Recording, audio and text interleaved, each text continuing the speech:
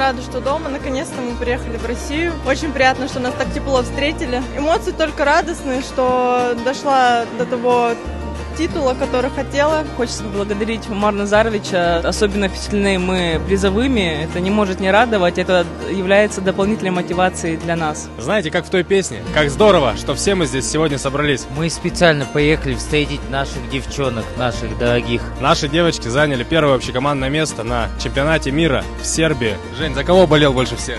За всех наших девчонок болел. Не так много международных стартов, поэтому мы гордимся. Девчонки, спасибо вам огромное. Вы лучшие. Дальнейших вам побед. Мы вас любим.